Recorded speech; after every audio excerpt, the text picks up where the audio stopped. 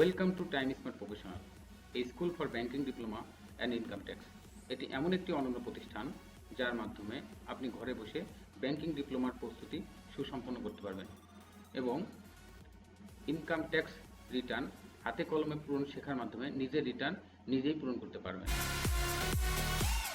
Banking diploma first পার্টের accounting for financial service কোর্সের একটা গুরুত্বপূর্ণ চ্যাপ্টার প্রিপারেশন অফ ওয়ার্কশিট।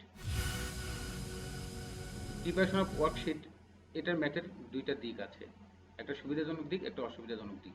সুবিধাজনক দিক হলো এটা স্টেপ বাই স্টেপ করতে হয়। আপনি যদি সিস্টেমেটিক ওয়েতে স্টেপ বাই স্টেপ করেন এই অঙ্ক অটোমেটিক্যালি হয়ে যাবে। আর অসুবিধাজনক দিক হলো এই অঙ্কটা সাইজে একটু বড় এবং বেশ সময় লাগে, কিন্তু পরীক্ষা হলে আসলে এটি বাধ্যতামূলকভাবে আসে, সো আপনার স্কিপ করার কোনো সুযোগ নেই। এখানে আমরা জানবো অ্যাকাউন্টিংয়ের দুইটা বড় অ্যাজাম্পশন, একটা হচ্ছে অ্যাক্রুয়াল বেসিস, একটা হচ্ছে cash basis accounting. Adjusting entry কি, বিভিন্ন প্রকার অ্যাডজাস্টিং এন্ট্রির ব্যাখ্যা আমরা এখানে জানতে পারব। প্রতিষ্ঠানের ক্লোজিং এন্ট্রি কি, কীভাবে প্রতিষ্ঠানের এন্ট্রিগুলো ক্লোজ করা হয়। ওয়ার্কশিট কি, steps in preparing and worksheet. বিগত বছরে ব্যাংকিং ডিপ্লোমার এই অ্যাকাউন্টিং কোর্সে যেগুলো জার্নাল, লেজার এবং ট্রায়াল ব্যালেন্স এসেছে সেগুলো সহজ কৌশলে হাতে কলমে আমরা এখানে শিখতে পারবো। আপনারা আমার অ্যানালাইসিসটা দেখতে পাচ্ছেন যে আমরা যে অ্যানালাইসিসটা করেছিলাম প্রিভিয়াস এর অ্যাকাউন্টিং ফর ফাইন্যান্সিয়াল সার্ভিস, এইটার জন্য প্রিভিয়াস মানে 10 ইয়ার্সের কোশ্চেন বা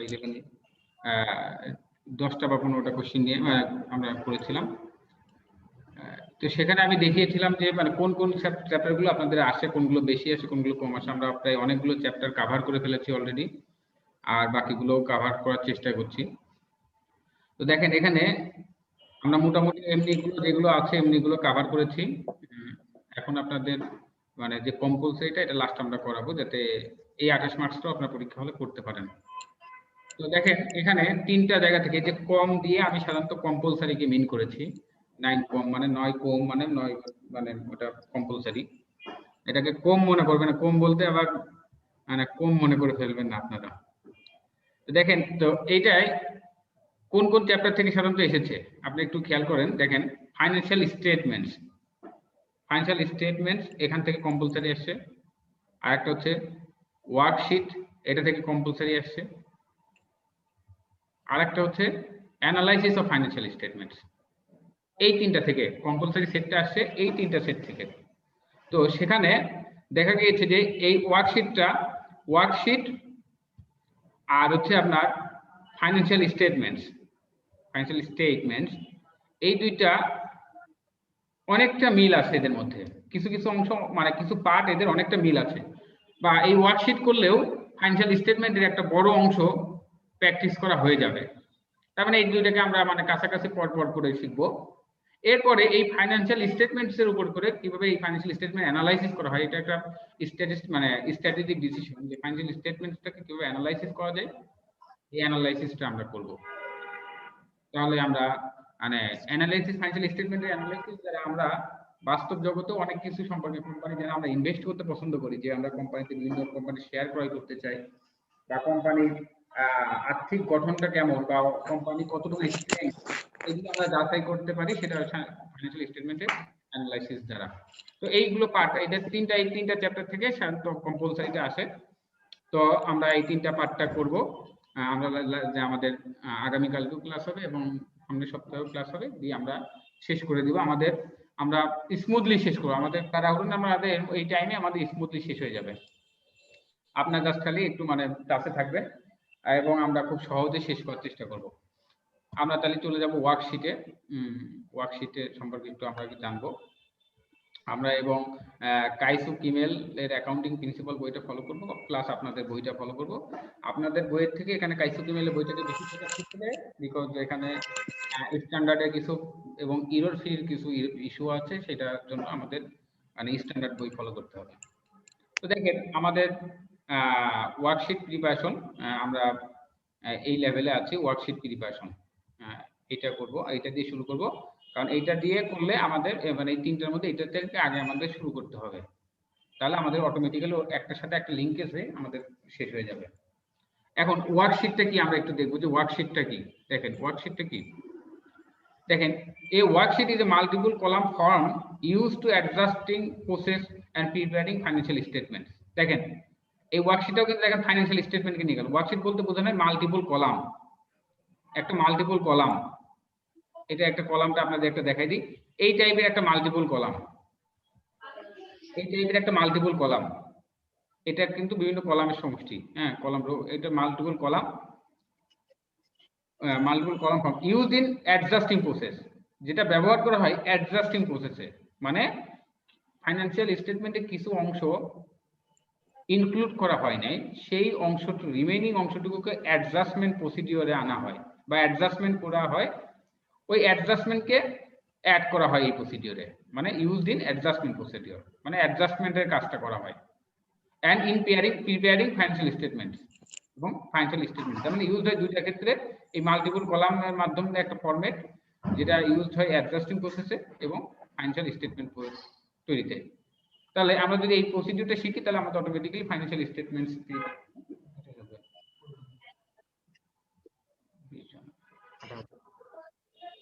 আচ্ছা, এটা একটা বিষয়। আচ্ছা, তাহলে ওয়ার্কশিটটা আমরা দেখেন যে তাহলে as the name suggest the worksheet is as a working tool, এটা একটা কাজ ওয়ার্কিং টুল হিসেবে জাস্ট ইউজ করা হয়। It's not any permanent record, এটা কোনো পার্মানেন্ট রেকর্ডও না, জাস্ট রেকর্ডটাকে বোঝার জন্য, তার অ্যাকাউন্টিং এর পোস্টিংটা একটা কমপ্লিট ফরম্যাটে আনার জন্য এটা একটা প্রক্রিয়া। হ্যাঁ, এটা কোনো জার্নালও না, এটা কোনো লেজার ফর্মও না, এটা যাই হোক এগুলো কিছু কথা বলা আছে, থিওরিটিক্যাল কথা। এখন এই ওয়ার্কশিটটা আমরা কিভাবে প্রিপেয়ার করব, যেহেতু আমাদের সময় কম, আমরা জাস্ট খালি টু দা ফর্ম পয়েন্টে থাকার চেষ্টা করব। তো steps in preparing worksheet, worksheet প্রিপারেশনের কিছু স্টেপস আছে, আমরা এই স্টেপস গুলো ফলো করার চেষ্টা করব। আমরা যদি স্টেপ বাই স্টেপ একটু জানার চেষ্টা করি তাহলে আমাদের জন্য বিষয়গুলো মানে সহজ হয়ে যাবে। তো দেখেন তাহলে এই ওয়ার্কশিটটা আমরা কিভাবে প্রিপেয়ার করতে পারি, তার আগে আমরা একটু ওয়ার্কশিট আপনাদেরকে একটু দেখিয়ে দিই যে ওয়ার্কশিটটা এই যে এরকম একটা ফরম্যাট, এটা হচ্ছে, এটাকে বলা হয় ওয়ার্কশিট। এরকম একটা জিনিস, যেহেতু আমি দেখাই দিলাম, এখানে অ্যাকাউন্ট টাইটেলস একটা আমাদের এখানে অ্যাকাউন্ট গুলো থাকবে, তারপরে থাকে ট্রায়াল ব্যালেন্স যেটা ইনফরমেশন কোশ্চেনে দেওয়া থাকে, এরপরে এইটুকু অংশ আপনার করতে হয়, এই রিমেনিং অংশটা করতে হয়। তার মানে এই রিমেনিং কোশ্চেনের প্রথমে শুরু হয় অ্যাডজাস্টমেন্ট দিয়ে, এবং এই অ্যাডজাস্টমেন্ট দেওয়া, তাহলে প্রথমে ইনফরমেশন দেওয়া থাকে হচ্ছে আমার ট্রায়াল ব্যালেন্স, এই ওয়ার্কশিটে প্রথমে ইনফরমেশন দেওয়া থাকে ট্রায়াল ব্যালেন্স। তাহলে আমরা যদি পড়ি তাহলে আমরা বলতে পারি এইভাবে যে, একটু জুম করে দিই আপনাদের জন্য সহজ হয়। তাহলে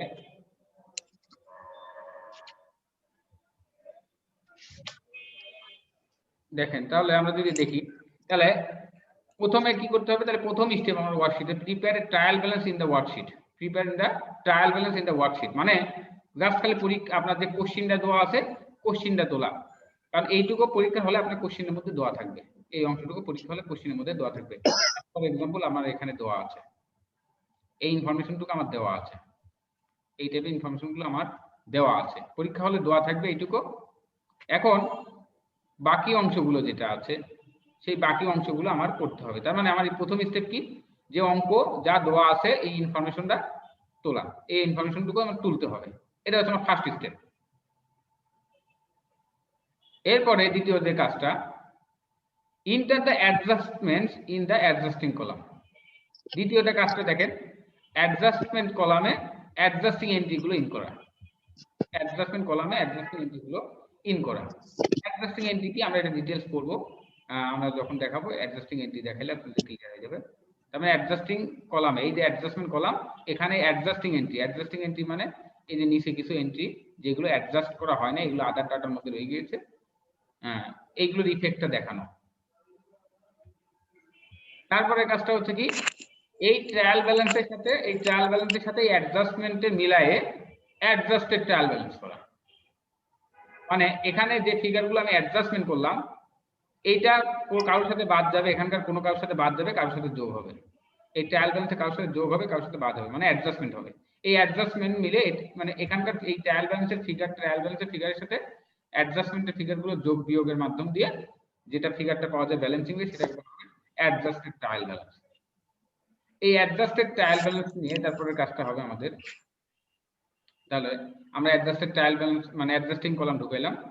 তবে অ্যাডজাস্টিং কলামের পরে আমরা যেটা কাজ করব সেটা হচ্ছে যে enter the adjusted balance in the adjusted trial balance, মানে এই কলাম বন্ধ করলাম। এরপরে extend adjusted trial balance amount two appropriate final statement column. এরপরে সেই অ্যামাউন্টটা কি করব, আমরা ফাইনাল স্টেটমেন্ট কলামে আমরা কনভার্ট করব, ফাইনাল স্টেটমেন্ট কলামে দিয়ে দেব। মানে এই যে এইটাকে বলা হয় ফাইনাল স্টেটমেন্টস, এই দুইটাকে ইনকাম স্টেটমেন্ট এবং ব্যালেন্স শিট, এই দুইটাকে বলা হয় ফাইনাল স্টেটমেন্টস। এটা আপনাদের যারা ব্যাংকে আছেন, আপনাদের প্রত্যেকটা ব্যাংক, প্রত্যেকটা কোম্পানি, প্রত্যেকটা মানে ফাইন্যান্সিয়াল অর্গানাইজেশন হোক, ফাইন্যান্সিয়াল ও ভলান্টারি অর্গানাইজেশন, তাদেরকে একটা ফাইনাল স্টেটমেন্ট ক্রিয়েট করতে হয় বাধ্যতামূলক। এবার কোম্পানি অ্যাক্ট 1994 অনুসারে এটা মানে প্রিপেয়ার করা বাধ্যতামূলক, এবং এটার উপরে অডিট হয়। আপনি যে বলেন না অডিট হয়, কোম্পানি অডিটে আসে, তারা অডিট করে এই ফাইনাল স্টেটমেন্ট মানে ইনকাম স্টেটমেন্ট এবং ব্যালেন্স শিটকে ইভালুয়েশন করতে আসে। এটা হচ্ছে তাদের মূল কাজ। তো তার মানে এই ইনফরমেশনগুলো থেকে মানে আপনার এই পরে ফাইনাল স্টেটমেন্ট প্রিপেয়ার করতে হয়। এটা এর মাধ্যমে আমার ওয়ার্কশিট কমপ্লিট হয়ে যায়। তো এই যে এই কাজগুলোকে বিভিন্ন প্রসিডিওরের মাধ্যমে কমপ্লিট করা হয়। তার মানে তাহলে দেখেন যে আমাদের স্টেপগুলো হলো কি, যে এই অ্যাডজাস্টেড ট্রায়াল ব্যালেন্স থেকে আমরা ইনফরমেশন নিয়ে কি করব, আমরা অ্যাপ্রোপ্রিয়েট ফাইনাল স্টেটমেন্ট কলাম তৈরি করব, মানে ইনকাম স্টেটমেন্ট এবং ব্যালেন্স শিট তৈরি করব। এরপরে total statement column, compute the net income or net loss and complete the worksheet. এরপরে একটা নেট ইনকাম বা নেট লস, এই দেখেন নেট ইনকাম বা নেট লস, এই কলামটা তৈরি করব। আমাদের এটা ডিফারেন্সটা একটা নেট ইনকাম বা net loss. Net income net loss বুঝতে আসে আয় আর ব্যয়ের পার্থক্যটাকে নেট ইনকাম বা নেট লস, এই কলামটা বের করে। এই হচ্ছে মোট 5টা স্টেপ আমার ট্রায়াল ব্যালেন্সে করতে, মানে ওয়ার্কশিটে করতে হয়। এইগুলো জিনিস আমাদের করতে হবে।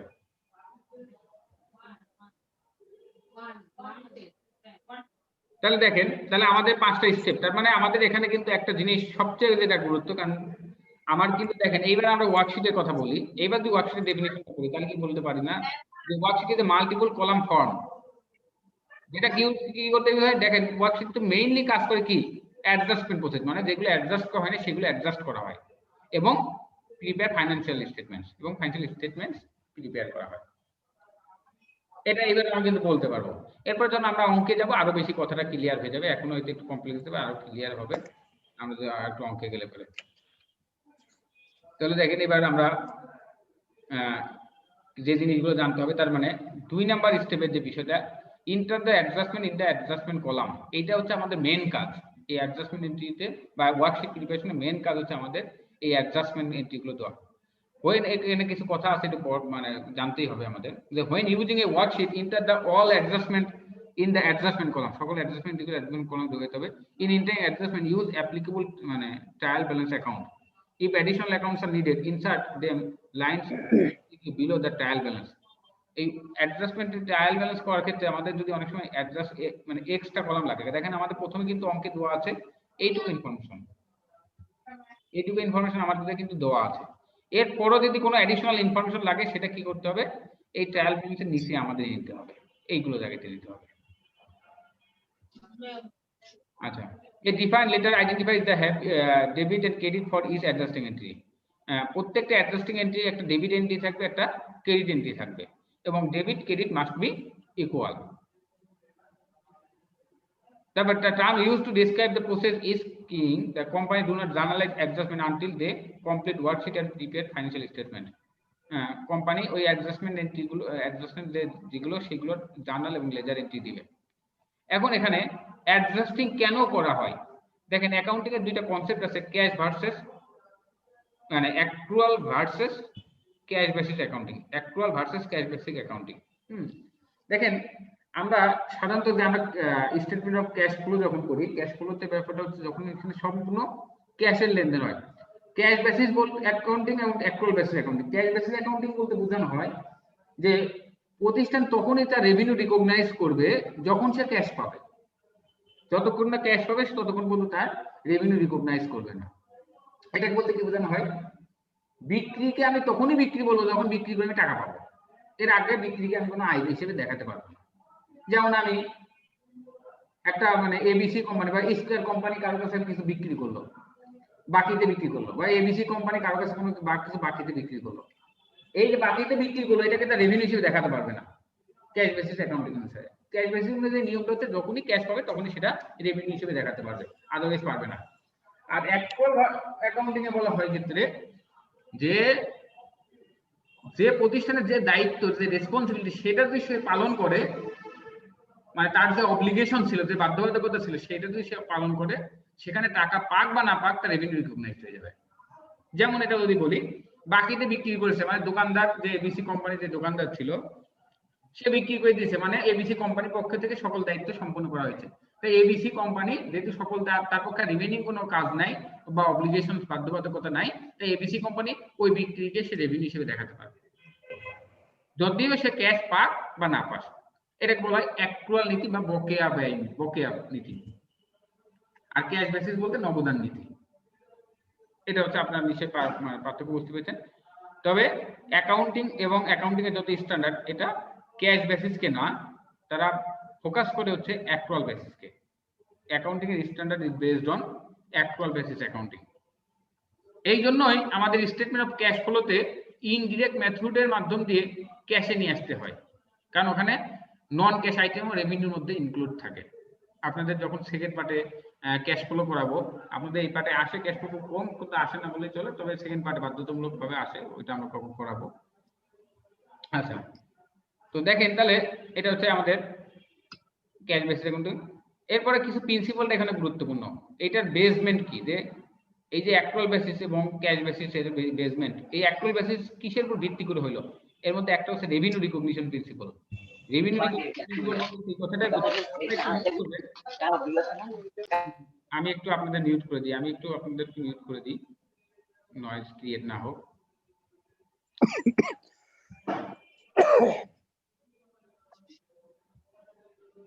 আচ্ছা, এখন দেখেন রেভিনিউ রিকগনিশন প্রিন্সিপাল আমি কিন্তু অলরেডি বললাম যে রেভিনিউ তখনই প্রতিষ্ঠান রিকগনাইজ করবে যখন সেটা অর্জন হবে, when it is earned or realized।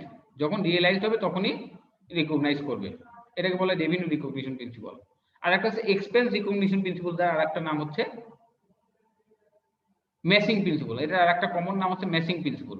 এই এক্সপেন্স রিকগনিশন প্রিন্সিপাল বলতে বোঝানো হয় যে এক্সপেন্সটা তখনই রিকগনাইজ করতে হবে বা এক্সপেন্সটা তার এগেইনস্টে রিকগনাইজ করতে হবে যেখানে রেভিনিউ আছে, বা যে রেভিনিউ আছে সেই রেভিনিউর এগেইনস্টেই এক্সপেন্সটা রিকগনাইজ করতে হবে। তার মানে ইজ এক্সপেন্স ফলোস বাই না, মানে এক্সপেন্স ফলোড বাই রেভিনিউ বা ফলো টু রেভিনিউ। এক্সপেন্স কাকে ফলো করে, বা let the expense follow the revenue, মানে আয় বুঝে ব্যয় করা। কথাটা বলা হয় আয় বুঝে ব্যয় করা, এই টাইপের কথা, বা আয়ের সাথে ব্যয় ম্যাচ করা। আয়ের সাথে ব্যয় ম্যাচ করা এটা এইভাবে যে ব্যয়টা যদি হয়, ব্যয়টাকে ওই স্পেসিফিক বা ওই রিলেটেড সোর্সের সাথে অ্যাডজাস্ট করা, এটাকে বলে রেভিনিউ রিকগনিশন। রেভিনিউ রিকগনাইজ করতে হবে, যে সোর্স থেকে রেভিনিউ আসবে সেই সোর্সের এগেইনস্টেই আমার রেভিনিউটা দেখাতে হবে। যেমন আমরা যদি ট্যাক্সের ক্ষেত্রে বলি, ট্যাক্সে দেখেন আমরা কিন্তু যখন আমরা আমাদের বিজনেসের লাভ বা লস থাকে, আমরা কিন্তু দেখেন যে হেডের লাভ বা লস, হ্যাঁ, ক্যারি ফরওয়ার্ডের একটা কথা আছে ওখানে ট্যাক্সের ক্ষেত্রে, যে হেডের লাভ বা লস পরের বছর ক্যারি ফরওয়ার্ড করতে হলে পরের বছর ওই হেড থেকেই কাটতে হবে, অন্য হেড থেকে কাটা যাবে না। তার মানে বিজনেসের লস আপনি স্যালারি ইনকামের সাথে অ্যাডজাস্ট করতে পারবেন না। আমরা ইনকাম ট্যাক্সে যে আমাদের 7টা বা 8টা বা যে কলাম হেড আছে যে ট্যাক্সের ক্যালকুলেশনের 7টা বা 10টা, ওই যে ক্যালকুলেশনের হেড, একটা হেডের আইটেম কিন্তু আরেকটা হেডের সাথে অ্যাডজাস্ট করতে পারবে না। বিজনেসের লস মানে বলা আছে বিজনেসের loss can not be adjusted with others head, হ্যাঁ, অন্য হেড থেকে অ্যাডজাস্ট করেন। এই যে অ্যাডজাস্টমেন্ট করা, এটাকে বলা হয়, এটাও মেসিং প্রিন্সিপাল, যে আয় মানে যেখান থেকে আয় আসছে তার ব্যয় তার সাথে অ্যাডজাস্ট করতে হবে, অন্য কারোর সাথে করা যাবে না। আপনি যদি এটা নর্মালি বোঝেন, আপনি রহিমকে ধার দিয়েছেন, করিমকেও ধার দিয়েছেন, তো রহিম যদি কিছু টাকা মেরে দেয়, আপনি কি করিমের সাথে কিছু এটা অ্যাডজাস্টমেন্ট করতে পারবেন? যে করিমকে বলতে পারবেন যে তুমি তাহলে বাকিটুকু দিয়ে দাও, ওদের একটু কম দিয়েছে? পারবেন না, কারণ রহিমের সাথে অ্যাডজাস্টমেন্ট, ঠিক একই কাজ এখানে। আর হচ্ছে আরেকটা বিষয় এখানে ম্যাচিং প্রিন্সিপালের গুরুত্বপূর্ণ একটা কথা, যে পিরিয়ডের ব্যয় আয় ব্যয় সেই পিরিয়ডে রিকগনাইজ করতে হবে। অন্য পিরিয়ডের জিনিস এই পিরিয়ডে আয় হিসেবে গণ্য করা যাবে না। যেমন 2021 সালের আয় 2020 সালের আয়তে দেখানো যাবে না। যেমন আমরা যে ফাইন্যান্সিয়াল প্রিন্সিপাল ফলো করছি, বা মনে করেন যে আমরা যে ট্যাক্সের যে ইয়ার ফলো করছি, অর্থ বছর যেমন আমরা ট্যাক্স রিটার্ন জমা দিচ্ছি 19-20 অর্থ বছরের, তো এই 19-20 অর্থ বছরে জমা দিচ্ছি, তার মানে কি 1 জুলাই থেকে 30 জুন এই পিরিয়ডটা কিন্তু একটা ফাইন্যান্সিয়াল ইয়ার। এই পিরিয়ডের দেখেন আমরা কিন্তু দেখেন এখনকার আমি রিটার্ন জমা দিচ্ছি কিন্তু এখন, কিন্তু আমার অ্যাডজাস্ট করতে হচ্ছে কোন পিরিয়ডে, যে 30 জুনের মধ্যে, কারণ এটা ম্যাচ করে নিতে হবে ওই 30 জুনের টাকা, ওইটাকে 30 জুনের রেটের মধ্যে যত কিছু আছে সেটার সাথে আমার চিন্তা ভাবনা করতে হবে 30 জুনের মধ্যে যে জিনিসটা, কারণ ওইটাই ম্যাচ করা হচ্ছে। এরপরে কিন্তু আমি রিটার্ন এখন জমা দিলে এখনকার আপডেটটা কিন্তু দেখাচ্ছি না ওখানে, এটাকে ম্যাচ করছি আমরা। তো এইভাবে আমাদের এখানে ম্যাচিং করা হয়, যে পিরিয়ডের আয় ব্যয় জুন মাসেরটা মানে কি বলে 16 সালের জিনিস 20 মানে 19 সালের ফাইন্যান্সিয়াল স্টেটমেন্টে দেখা যাবে না, 22 সালেরটাও 20 সালের স্টেটমেন্টে রাখা যাবে না, ওই ইফেক্টটা রিমুভ করতে হবে। এই জন্য এই ইফেক্টটা রিমুভ করতে যে মানে মানে 16 সালেরটা অথবা 22 সালেরটা যদি কোনোভাবে 19 সালের মধ্যে ঢুকে যায়, সেটাকে রিমুভ করার প্রক্রিয়াটাকে হচ্ছে বলা হয় এন্ট্রির মাধ্যমে, বা যে প্রক্রিয়ার মাধ্যমে রিমুভ করা হয় সেই প্রক্রিয়াটাকে বা যে সেই এন্ট্রিটাকে বলা হয় অ্যাডজাস্টিং এন্ট্রি। এটাকে বলা হয় অ্যাডজাস্টিং এন্ট্রি। দেখেন, in order for revenue to recognize in the period in which দেখেন in order for revenue to be recorded in the period in which service are performed, যে পিরিয়ডে সার্ভিস পারফর্ম দেবে, সেবা দিবে, সেই পিরিয়ডে আপনার রেভিনিউ রিকগনাইজ করতে হবে। তার মানে আপনি যে পিরিয়ডে সেল করবেন রেভিনিউ, সেই পিরিয়ডে রিকগনাইজ করতে হবে, সেখানে ক্যাশ পান বা না পান।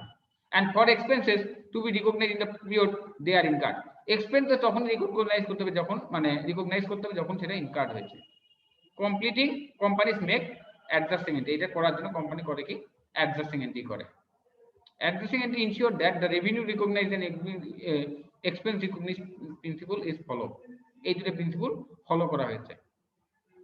Adjusting entry necessary because of trial balance, because the trial balance the file putting together the transaction may not contain up to date। Adjusting entry কেন করা হয়, এর কারণটা হচ্ছে যে ট্রায়াল ব্যালেন্স দেওয়া থাকে, এই যে আমরা যে দেখাইলাম ট্রায়াল ব্যালেন্স দেওয়া থাকে, এই ট্রায়াল ব্যালেন্সটা আপ টু ডেট ইনফরমেশন গ্রহণ করে নাই, মানে এই ট্রায়াল ব্যালেন্সটা আপ টু ডেট ইনফরমেশন গ্রহণ করে নাই, কিছু ইনফরমেশন এই যে ইনফরমেশনগুলো মানে বাদ রয়ে গিয়েছে, ওই ইনফরমেশনগুলোকে অ্যাডজাস্ট করে আপ টু ডেট করা হয়।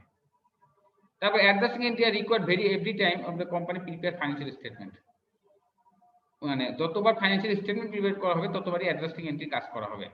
হ্যাঁ, আর তো every adjusting entry will include one income statement account and one balance sheet account. প্রত্যেকটা অ্যাডজাস্টিং এন্ট্রিতে দুইটা জায়গায় ইফেক্ট রাখবে, একটা হচ্ছে ইনকাম স্টেটমেন্টে আর একটা হচ্ছে ব্যালেন্স শিটে। মানে ফাইন্যান্সিয়াল স্টেটমেন্টে দুইটা পার্ট, একটা ইনকাম স্টেটমেন্ট একটা ব্যালেন্স শিট, দুই জায়গাতে অ্যাডজাস্টিং এন্ট্রি ইফেক্ট ফেলবে। এরপর অ্যাডজাস্টিং এন্ট্রি প্রকারভেদ।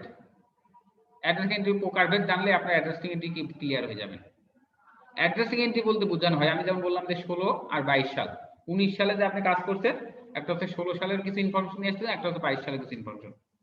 তো 19 সালের মানে 16 সালের ইনফরমেশন যখন আজকে 2019 সাল মনে করেন সাপোজ 19-20 অর্থ বছর, তো এই 19-20 অর্থ বছরে 16 সালের যদি কোনো ইনফরমেশন ইনক্লুড করা হয় সেটাকে বলা হয় বকেয়া, যেটা হচ্ছে ডেফারালস বলা হয়, বকেয়া না অ্যাক্রুয়ালস, বকেয়া সেটাকে বলা হয় অ্যাক্রুয়ালস।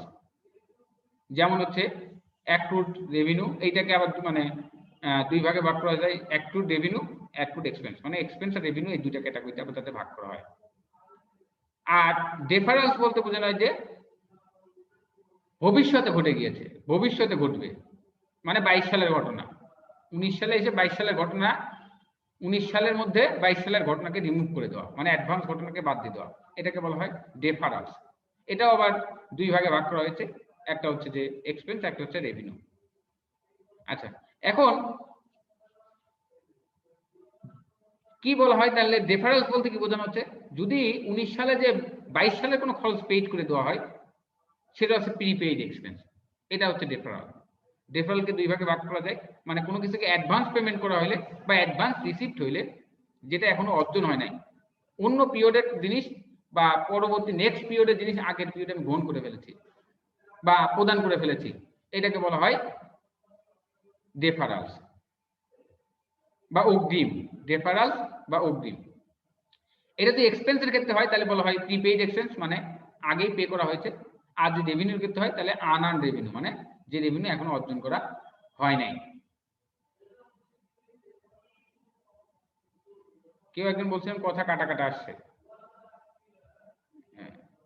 আমি আবার তাহলে আপনাদের একটু অ্যালাউ করে রাখি যে এমনি আপনারা মিউট করে রেখেন, যদি কখনো কথা বুঝতে সমস্যা হয় তাহলে একটু বলবেন একটু। আমি এই জন্যই আপনাদের একটু অ্যালাউ করে রাখছি, যেহেতু ম্যাথমেটিক্যাল 1-to-1 শোনার অনেক প্রয়োজন হয়। আচ্ছা, এরপরে অ্যাক্রুয়ালস এর ক্ষেত্রেও বকেয়ার ক্ষেত্রেও যে জিনিসটা অর্জন হয়েছে কিন্তু এখনো পাওয়া যায় নাই, এটাও রেভিনিউর ক্ষেত্রে হতে পারে, এক্সপেন্সের ক্ষেত্রে হতে পারে। যদি কোনো বকেয়া যেটা এখনো পাওয়া যায় নাই এমন হয়, যদি আয় হয়, যেমন মনে করেন যে আমি 2 বছর আগে আমি সেবা দিয়েছি, কাউকে সেবা দিয়েছি, কারোর কাছে পণ্য বিক্রি করেছি, সেই টাকা এখনো পাই নাই, সেটা বলবে অ্যাক্রুড রেভিনিউ। সেই রেভিনিউটাকে হবে অ্যাক্রুড রেভিনিউ। আর যেটা আমি ফিউচারে দিয়েছি, মানে কি বলে, যে খরচ আমার হয়ে গিয়েছে কিন্তু এটা এই পিরিয়ডে, মানে কি বলে, আমি ব্যয়, মানে আমি ব্যয় পরে করে ফেলেছি, মানে যে মানে ব্যয়টা আমার বকেয়া রয়েছে, বা যেগুলো যেটা খরচ আমার বকেয়া পড়ে রয়েছে, আমি এখনো আমার পেইড করা হয়নি ইন ক্যাশে। এখানে পাশে বলাই আছে expense incurred but not paid in cash. Sir কেউ একজন বলছেন শোনা যায় না, শোনা যাচ্ছে না নাকি স্যার? জি শোনা যায়, শোনা যাচ্ছে, কিন্তু সন্দীপ স্যার দাস তোমার দুই একজন বলছিলেন শুনতে পাচ্ছেন না, বা কথা কাটা কাটা যাচ্ছে। না সমস্যা নাই, তাদের বোধহয় কোনো সমস্যা আমরা তো ক্লিয়ার শুনছি। হ্যাঁ হ্যাঁ, যদি স্যার ওই যে, তাহলে আপনাদের যারা শুনতে পাচ্ছেন না তাদের হয়তো নিজস্ব জায়গায় মিউট আনমিউট আপনারা হয়তো আনমিউট করে নেন একটু, অথবা যদি নেটওয়ার্ক প্রবলেম হয় আপনারা নিজেদের ভিডিওটা অফ করে রাখতে পারেন। অনেক সময় নিজেদের ভিডিওর কারণে মেগাবাইট বেশি কাটে, যে শোনা যাচ্ছে না স্যার? অন্যরা বলতে শুনতে পাচ্ছি। আমার শোনা যাচ্ছে। স্যার ওয়ালিউল হাসান বলছিলেন স্যার, মানে আপনি শুনতে পাচ্ছেন, কিন্তু এই যে সন্দীপ, এনাদের মানে নিজস্ব ডিভাইসে মানে মানে আমার মনে হয় সমস্যা কোনো, যে আপনি হয়তো স্যার নেটওয়ার্ক ফ্রিকোয়েন্সি আপনার কম, যেখানে গেলে বা একটু যদি মানে কি বলে জানালার পাশে বা এরকম খোলা জায়গায় একটু পাশাপাশি গেলে বা নেটওয়ার্ক ক্লিয়ার হলে আপনি হয়তো ভালো সাউন্ড পাবেন, এবং আপনার নিজের ভিডিওটা অফ করে রাখবেন, তাহলে ভিডিও মানে আপনি নেটটা কোয়ালিটি ভালো পাবেন। আচ্ছা, তাহলে প্রিপেইড এক্সপেন্স বলতে স্যার, আমার বোঝাচ্ছে, এখানে শোনা যাচ্ছে না, মাঝখানে। হ্যাঁ স্যার কেউ বলছেন শোনা যাচ্ছে না স্যার, আর কিন্তু অন্যরা শুনতে পাচ্ছিল যে স্যার। সাউন্ড আমরা ক্লিয়ার শুনতে পাচ্ছি। আপনার মনে হয় স্যার আপনার নেটওয়ার্কের একটু মানে ফ্রিকোয়েন্সি কম, বা একটু যদি আপনি স্যার যেখানে গেলে নেটওয়ার্কটা একটু ভালো পাই, একটু যদি আশেপাশে মানে ঘর রুমের আশেপাশে যেখানে গেলে নেটওয়ার্কটা ভালো পাই, বা জানালার পাশে গেলে একটু যদি এটা করতে পারি তাহলে ভালো হয় স্যার। তো যেটা আমরা ছিলাম, তো ডেফারাল প্রিপেইড এক্সপেন্স বলতে বলছে expense paid in cash before they are used or consumed, মানে ওই সুবিধাটা গ্রহণ করার আগে আমি সেই ব্যয়গুলো করে ফেলেছি। আর আনআর্নড রেভিনিউ বলতে বোঝাচ্ছি cash receive with the service is performed, সেবা প্রবাহের আগে আমি তার কাছে টাকা নিয়ে নিয়েছি, কাউকে পণ্য বিক্রি করে নাই কিন্তু তার কাছে আমি অ্যাডভান্স টাকা নিয়ে নিয়েছি, এটাকে বলছে আনআর্নড রেভিনিউ। অ্যাক্রুয়ালের মধ্যে দুইটা, যেহেতু রেভিনিউর ক্ষেত্রে হবে, অ্যাক্রুয়ালের যদি রেভিনিউর ক্ষেত্রে হয় তাহলে কি হবে, রেভিনিউ ফর সার্ভিসেস পারফর্মড, আমি সেবা দিয়ে দিয়েছি but not received in cash or recorded, আমি এখনো ক্যাশ পাই নাই তার কাছ থেকে, আমি তাকে সার্ভিস দিয়ে দিয়েছি কিন্তু তার কাছ থেকে আমি ক্যাশ পাই নাই। তাহলে এটা একটা বিষয়। অ্যাক্রুড এক্সপেন্সেস বলতে এক্সপেন্সেস ইনকার্ড, ব্যয় করে ফেলছি but not it paid in cash, যেটা এখনো ক্যাশ আমি দেই নাই কিন্তু আমার ব্যয়টা হয়ে গিয়েছে। যেমন আমি মনে করি যে আমার একজন এমপ্লয়ি লেবার দিয়ে দিয়েছে, সেবা দিয়ে দিয়েছে, একজন এমপ্লয়ি সেবা দিয়ে দিয়েছে, তাকে আমি বেতন পরিশোধ করে নাই কিন্তু সে তো সেবা দিয়ে দিয়েছে, তাহলে এই এক্সপেন্সটা আমার ইনকার্ড হয়ে গিয়েছে কিন্তু আমি পে করি নাই, তাহলে আমার এটা আমাদের অ্যাক্রুড এক্সপেন্স হিসেবে কাউন্ট হবে। আমি আমার ভিডিওটা একটু অফ করে দিই, যাতে যার শুনতে একটু মানে তার ওখানে যে ভিডিওটা কম যায় তাহলে হয়তো তার ফ্রিকোয়েন্সি একটু ভালো হবে। আচ্ছা, এখন তাহলে আমরা এইগুলো আরো ক্লিয়ার হবে। আমাদের মূল কথা ধরে রাখতে হবে যে আমরা অগ্রিম করেন স্যার, শোনা যায় নাই স্যার। একটু রিপিট করেন স্যার, শোনা যায় নাই স্যার। আচ্ছা আচ্ছা আচ্ছা স্যার, টেনশনের কিছু নাই। এই ভিডিওটা আমরা যেটা আপনাদের এই ভিডিওটা পরে দিব, সেখানে কোনো বাধা থাকবে না, সেখানে ক্লিয়ার থাকবে। স্যার একটু রিপিট করেন। আচ্ছা আচ্ছা আচ্ছা, ডিফারাল বলতে বোঝানো হয় কোনো কিছুর অগ্রিম, সেটা আয়েরও অগ্রিম হতে পারে, ব্যয়েরও অগ্রিম হতে পারে। সেটা যে যদি কোনো কিছুর ক্ষেত্রে ব্যয়ের ক্ষেত্রে হয় যে কোনো টাকা আমি অ্যাডভান্স পে করে দিচ্ছি, যেমন আমরা আগে পরিশোধ করি, যেমন ইন্স্যুরেন্স প্রিমিয়াম আগে পরিশোধ করে দিয়েছি, কিন্তু তার সুবিধা আমি এখনো ভোগ করি নাই। আর একটা হচ্ছে যদি সেটা আয়ের ক্ষেত্রে হয়, ক্যাশ টাকা আমি নিয়ে নিয়েছি কিন্তু তার জন্য আমি কোনো সেবা দিই নাই, যেমন আমি পণ্য বিক্রি না করে কাস্টমার কাছে টাকা নিয়ে নিয়েছি, এটা হচ্ছে আমার আনন্দ রেভিনিউ। অ্যাকচুয়াল বা বকেয়ার ক্ষেত্রে বলা হয়, অ্যাকচুয়াল যদি রেভিনিউর ক্ষেত্রে ঘটে, মানে আয়ের ক্ষেত্রে ঘটে, বা মানে বকেয়া আয় যদি হয়, তাহলে আমরা সার্ভিস দিয়ে দিয়েছি, মানে পণ্য বিক্রি করে দিয়েছি কিন্তু তার কাছ থেকে আমি টাকা ক্যাশ পাই নাই, এরকম টাইপের, মানে সার্ভিস দিয়ে দিয়েছি টাকা পাই নাই এখনো। আর ব্যয়ের ক্ষেত্রে যদি হয়, কারো সেবা আমি গ্রহণ করেছি বাট আমি তাকে এখন পে করি নাই, মানে এক্সপেন্স ঘটেছে, যেমন কেউ স্যালারি, মানে এমপ্লয়ীদের স্যালারি আমি এখনো পে করি নাই, কিন্তু এমপ্লয়ি এই মাসে বা এই বছর আমার সেবা দিয়ে দিয়েছে। তো এইগুলো জিনিস, এটা আমরা যখন আরো অঙ্ক করতে যাবো আমরা আরো বেশি ক্লিয়ার হয়ে যাব। এটা একটা অ্যাডজাস্টিং এন্ট্রি আপনারা একটু দেখছিলেন, একটা কলাম দেখছিলেন যে এখানে অ্যাডজাস্টিং এন্ট্রিতে কি থাকবে, এখানে যে দুইটা কলাম আছে, তো এখানে অ্যাকাউন্ট টাইটেলস আর ট্রায়াল ব্যালেন্স, এই দুইটা জিনিস আপনার প্রতি মানে দেওয়া থাকবে। আর বাকি এই যে worksheet adjustment, trial balance, income statement, balance sheet, এই চারটা পার্ট আপনাদের করতে হবে। তো এই ইনফরমেশন দেওয়া থেকে বাকি এই কাজটা করতে হবে অ্যাডজাস্টমেন্টের মাধ্যম দিয়ে। এরপরে কাজটা হবে কি, যে আমাদের বইটা ক্লোজ করে দিতে হবে। এইটা এরপরে আমাদের বইটা ক্লোজ করতে হবে। ক্লোজ করার ক্ষেত্রে ক্লোজের নিয়মটা হচ্ছে যে আমাদের যে টেম্পোরারি এবং পার্মানেন্ট দুইটা নামে অ্যাকাউন্ট আছে, একটা হচ্ছে পার্মানেন্ট অ্যাকাউন্ট, একটা হচ্ছে টেম্পোরারি অ্যাকাউন্ট। ব্যালেন্স শিটে যে আইটেমটা দেখানো হয় সেটা হচ্ছে পার্মানেন্ট অ্যাকাউন্ট, যেটা ইনকাম স্টেটমেন্টে দেখানো হয় সেটা হচ্ছে টেম্পোরারি অ্যাকাউন্ট। তো এই টেম্পোরারি অ্যাকাউন্ট মানে বা ইনকাম স্টেটমেন্টের আইটেমগুলো ক্লোজ করে দেখানো হয়। ক্লোজ করে তার নিট ইফেক্টটা মানে এখানকার, মানে এই ইনকাম স্টেটমেন্টের নিট ইফেক্টটা এই ব্যালেন্স শিটে ট্রান্সফার করে দেওয়া হয়। তার মানে ইনকাম স্টেটমেন্টের আইটেমগুলোকে ক্লোজ করে দেওয়া হয়। এটা আমরা যখন করব পার্মানেন্টলি, আমরা তখন ক্লিয়ার হয়ে যাব। আরো ক্লোজ করার ক্ষেত্রে কিছু নিয়ম আছে, যে সকল আয়গুলো ইনকাম সামারির আন্ডারে ক্লোজ করতে হবে, সকল ব্যয়গুলোকে ইনকাম সামারি আন্ডারে ক্লোজ করতে হবে, এই ইনকাম সামারিটা রিটেইন আর্নিংসে ট্রান্সফার করতে হবে, এবং ডিভিডেন্ডটাও রিটেইন আর্নিংসে ট্রান্সফার করতে হবে। এই কথাগুলো আপনাদের কাছে আননোন মনে হচ্ছে বা কমপ্লেক্স মনে হচ্ছে, এটা মনে রাখারও কিছু দরকার নেই, জাস্ট খালি নামটা মনে করলাম যে এত নাম্বার পেজে আছে বা এই জায়গাতে আছে, ইনফরমেশনটা মাথায় রাখলে হবে, কারণ আমরা এখনই অঙ্ক শুরু করব, অঙ্ক শুরু করলে তখন এই জিনিসগুলো ক্লিয়ার হবে। এই জন্য এটা জাস্ট খালি নামটা বলে দিলাম যাতে মনে করতে পারেন যে এই জিনিসটা ওখানে ছিল। আচ্ছা, এরপরে আমরা একটা অঙ্ক ধরবো, অঙ্ক ধরলে পরে আপনাদের বিষয়গুলো ক্লিয়ার হয়ে যাবে। এগুলো আমরা থিওরিটিক্যাল ডিসকাশন গুলো করলাম, এখন আমরা অঙ্কটা দেখাবো আপনাদেরকে।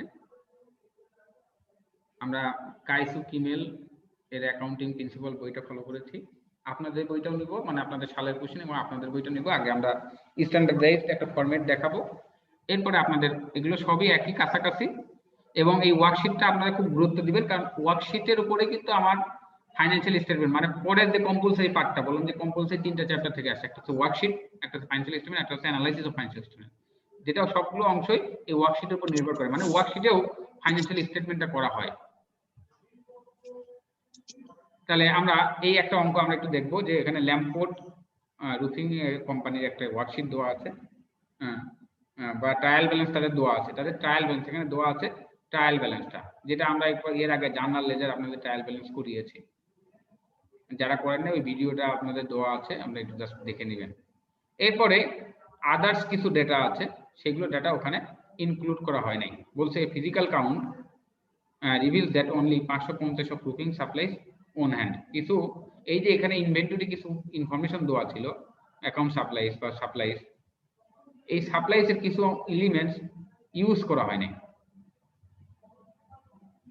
এরপরে ডেপ্রিসিয়েশন চার্জের কিছু ওই বছরের কিছু ডেপ্রিসিয়েশন চার্জ আছে। এরপরে মানে এগুলো ধরে নিতে হবে রেকর্ড হয় নাই। তারপরে আনআর্নড কিছু সার্ভিস রেভিনিউ আছে, আর স্যালারির কিছু বকেয়া আছে। তার মানে এগুলো হচ্ছে অ্যাডজাস্টিং এন্ট্রি। এটা আরো ক্লিয়ার হবে যে অ্যাডজাস্টিং এন্ট্রি বলতে আপনি সবসময় মাথায় রাখবেন যে অ্যাডজাস্টিং এন্ট্রি বলতে বোঝানো হয় আয়ের অগ্রিম বা বকেয়া অথবা ব্যয়ের অগ্রিম বা বকেয়া, মানে অগ্রিম আয় ব্যয় অথবা বকেয়া আয় ব্যয়, মানে যেগুলোর সাথে অগ্রিম আর বকেয়া জিনিসগুলোর রিলেশন থাকবে, মানে অ্যাডভান্স ইউজ অথবা ইউজ করা হয় না, এই টাইপের বিষয়গুলো জড়িত থাকবে, সেগুলোকে আমরা বলতে পারবো অ্যাডজাস্টিং ফ্যাক্টরস বা অ্যাডজাস্টিং কে ট্রায়াল ব্যালেন্সের সাথে অ্যাডজাস্টেড করে অ্যাডজাস্টেড ট্রায়াল ব্যালেন্স। তাহলে এই ইনফরমেশন গুলো দেওয়া আছে। এখান থেকে আমরা একটা ওয়ার্কশিট ক্রিয়েট অ্যাড করব। তারপরে তাহলে কি করব, তাহলে আমরা এই ইনস্ট্রাকশন গুলো কি কি চেয়েছি সেগুলো করব। হ্যাঁ, এই একটা অঙ্ক যদি আমরা বুঝতে পারি তাহলে বাকি অঙ্কগুলো আমাদের জন্য খুব সহজ হয়ে যাবে, কারণ এটা খালি বোঝার, এই অঙ্কটা খালি বোঝার বিষয় এখানে। কিন্তু অঙ্কটা সাইজ বড় বাট বাস্তবে ইজি।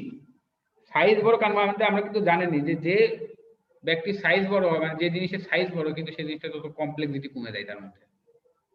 এমনিতে বলে ছোট সাপের বিষ বেশি, ছোট মরিচের ঝাল বেশি, কিন্তু যেগুলো বড় হয় সেগুলো কিন্তু এই জিনিসটা থাকে না। যেমন বড় ভাই উদার হয়। যাই হোক, এগুলো কথা বলছেন। যাই হোক, এখন তাহলে আমাদের যাইতে হবে কি, enter the trial balance on the worksheet. ওয়ার্কশিটে ট্রায়াল ব্যালেন্স করেন এন্ড কমপ্লিট দ্য ওয়ার্কশিট, এবং ওয়ার্কশিটে কমপ্লিট করেন। তো ওয়ার্কশিট বলতে জাস্ট খালি এই যে ইনফরমেশন গুলো আমার ইনক্লুড করতে হবে, এইটা একটা শীট। ওয়ার্কশিট বলতে বোঝানো একটা কাগজের একটা শীট, সেখানে প্রতিষ্ঠানে ইনফরমেশন গুলোকে ইনক্লুড করতে হয়, সেখানে প্রতিষ্ঠানের ইনফরমেশন গুলোকে ইনক্লুড করতে হয়। এইটা জাস্ট ফ্যাক্টর। এখন দেখেন, আমরা তাহলে আমাদের প্রথম কাজ হবে চোখ বুঝে কোনো কিছু না চিন্তা করে অঙ্কে যে ইনফরমেশনটুকু দেওয়া আছে ট্রায়াল ব্যালেন্সে, এই ইনফরমেশনটুকু আমরা চোখ বুঝে তুলব। এই ইনফরমেশনটুকু আমরা চোখ বুঝে তুলে ফেলবো ওয়ার্কশিটে। ওই শীটের উপরে, এই শীটের উপরে আমরা এই ইনফরমেশনটুকু আমি চোখ বুঝে তুলে ফেললাম। এই ইনফরমেশনটুকু এই পর্যন্ত কিন্তু আমার হুবহু এই আইটেম। এই হচ্ছে আমার ফার্স্ট কাজ, মানে এটা আমার স্টেপও ছিল কিন্তু 1 নম্বর স্টেপ। এটা আমার স্টেপও ছিল কিন্তু ওয়ার্কশিট প্রিপারেশনের ফার্স্ট স্টেপ। ফার্স্ট স্টেপ ছিল কিন্তু আমার এটা ছিল আমার ফার্স্ট স্টেপ। এরপরে দ্বিতীয় কাজটা কি? দ্বিতীয় কাজটা হচ্ছে যে এই যে নিচে যে কিছু অ্যাডজাস্টিং ইনফরমেশন আছে, যেগুলো ইনফরমেশন ইনক্লুড করা হয় নাই, মানে ওই যে আগে ট্রায়াল ব্যালেন্স আমি করলাম, ওই trial balance up to date না। এটা হয়তো বছরের শুরুতে দেওয়া, এটা কিন্তু এটা রয়েছে কখন? বছরের শুরুতে। এটা বছরের শুরুর দিকের কিছু ইনফরমেশন নিয়ে রয়েছে, বা মনে করেন যে মানে যে ইনফরমেশন এখনো মানে কনক্লুড হয় নাই, মানে ইনফরমেশন ইফেক্ট, মানে আপ টু ডেট না। কিছু ইনফরমেশনের মধ্যে বকেয়াই রয়েছে, কিছু ইনফরমেশন মাঝে মাঝে আপডেট করা হয়েছে, মাঝে মাঝে আপডেট করা হয়নি, কিছু ইনফরমেশন রয়েছে। সেই ইনফরমেশন গুলো কোনগুলো? এইগুলা। তো এই ইনফরমেশন গুলো আমার অ্যাডজাস্ট করতে হবে। তাহলে আমার enter the trial balance worksheet and complete the worksheet, মানে এই কলামে করতে হবে কি, প্রথমে আমি কি করলাম? ট্রায়াল ব্যালেন্স ওয়ার্কশিটে ইনক্লুড করলাম। এরপরে ওয়ার্কশিটটা কমপ্লিট করতে হবে। ওয়ার্কশিট কমপ্লিট করতে গেলে আমার কি করতে হবে? বাকি ইনফরমেশন গুলো আমার ইনপুট করতে হবে। ওয়ার্কশিটের মধ্যে পার্টি থাকে, এইটা তো দোয়াই থাকে, আর বাকি থাকে কয়টা? এক অ্যাডজাস্টমেন্ট, একটা অ্যাডজাস্টেড ট্রায়াল ব্যালেন্স, আর একটা ইনকাম স্টেটমেন্ট, ব্যালেন্স শিট। বাকি থাকে 4টা। এই 4টা ইনফরমেশনকে কমপ্লিট করার কথা বলা হয়েছে, যে কমপ্লিট ওয়ার্কশিট মানে ওই 4টা কলামও পূরণ করেন। তাহলে এই 4টা ইনফরমেশন, তাহলে আমার কাজ করতে হবে যে ট্রায়াল ব্যালেন্সকে সাথে অ্যাডজাস্টমেন্টের ইনফরমেশন গুলোকে অ্যাডজাস্ট করে অ্যাডজাস্টেড ট্রায়াল ব্যালেন্স তৈরি করা। তাহলে আমরা অ্যাডজাস্টেড করতে হবে। তাহলে আমাদের বলছিলাম যে অ্যাডজাস্টিং এন্ট্রি গুলোর এখানে কাজ হচ্ছে, আমার এখানে কাজ হচ্ছে ওই অ্যাডজাস্টিং এন্ট্রি গুলোর, এখানে আমার কাজ হচ্ছে অ্যাডজাস্টিং এন্ট্রি গুলোর। এই জায়গাতে আমার কাজ হচ্ছে মানে এখানে আমার কাজ, এইখানে আমার কাজ হচ্ছে অ্যাডজাস্টিং এন্ট্রি গুলো। এই অ্যাডজাস্টমেন্টটা আমরা এখন করব এখানে। তাহলে অ্যাডজাস্টমেন্ট করতে হলে আমরা অ্যাডজাস্টিং এন্ট্রিতে চলে যাব। তাহলে এইগুলো অ্যাডজাস্টিং এন্ট্রি কি হয় এটা একটু আমাদের জানতে হবে। তো আমরা সি নাম্বার রিকোয়ারমেন্টে চলে যাব। সি নাম্বার রিকোয়ারমেন্ট আমরা আগে করব, কারণ এই সি নাম্বারের রিকোয়ারমেন্টের ইফেক্টই আমার এ তে বসাইতে হবে। তাহলে এখানকার যদি জার্নালটা আমি যদি জেনে যাই, কারণ জার্নাল করার পরে ট্রায়াল ব্যালেন্স করাটা সহজ বা লেজার